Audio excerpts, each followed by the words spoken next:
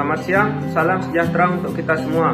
Perkenalkan, nama saya Igusti Lanang Surya Pratama Putra dari kelas C1 Fakultas Hukum Universitas Mataram. Pada kesempatan kali ini, saya akan membawakan materi tentang hubungan antara individu dan masyarakat menurut Peter L. Berger.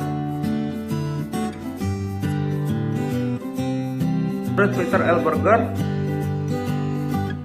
pada tahun 17 Maret 1929 sampai 27 Juni 2017 adalah seorang sosiologi yang dikenal karena pekerjaannya di bidang sosiologi pengetahuan, sosiologi agama, penelitian tentang modernisasi, dan kontribusi teoritis.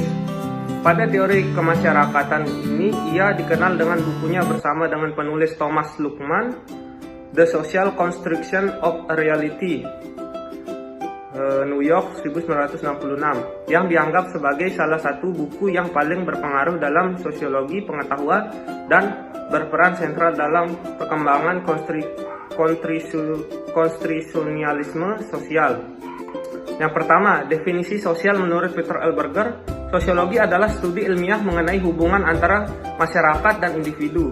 Sifat hakikat sosiologi yang pertama, empiris. Yang kedua, teoritis. Yang ketiga, kumulatif, bertumpuk makin lama makin banyak. Yang keempat, non-etis, tidak menilai. Yang kedua, individu. Individu dalam hal ini merupakan konsep sosiologik, sehingga tidak boleh diartikan sama dengan konsep sosial yang kita gunakan sehari-hari. Sebab dalam sehari-hari, konsep individu menunjuk pada orang pribadi tertentu seperti misalnya si A, si B, dan si C.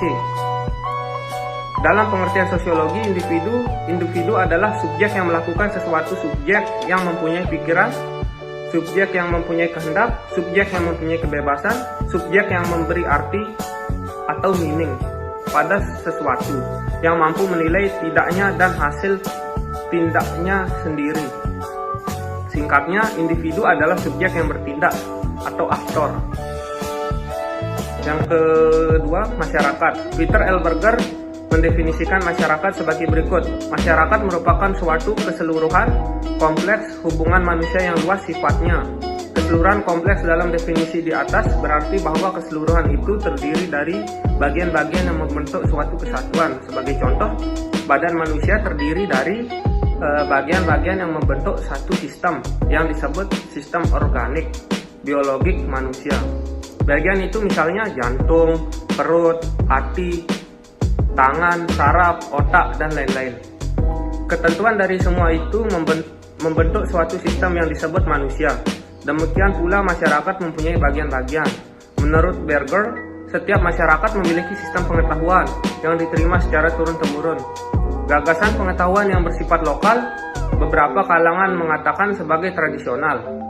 Hampir ada pada setiap masyarakat sendiri dulu hingga kini. Kita mengenal pengetahuan yang bisa dikatakan sebagai mitos, tahayul, pamali, atau apapun namanya, tetapi jelas mereka yang menciptakan, mengembangkan, dan memodifikasi.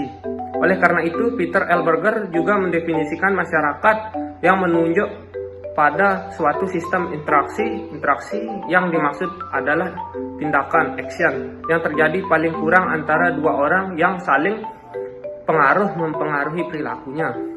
Yang ketiga, hubungan individu dengan masyarakat. Kenyataan objektif dan kenyataan subjektif itu saling menentukan, yang satu tidak ada tanpa yang lain. Contoh, orang pacaran, adat istiadat, banyak berpengaruh, sekarang sudah mulai bergeser. Masyarakat sebagai realistis objektif dan masyarakat sebagai realistis subjektif. Realistis objektif adalah realitas yang bersifat apa adanya, artinya realitas yang tidak ada dalam diri manusia itu sendiri. Sebagai contoh adalah lingkungan tempat manusia itu berada. Realitas subjektif adalah realitas yang berada dalam diri manusia yang dikonstruksi berdasarkan pengalamannya. Sebagai contoh dari realitas subjektif adalah pandangan, penelitian, konsep, aturan, dan sebagainya. Sekian materi yang saya bawakan, kurang lebihnya mohon maaf. Terima kasih.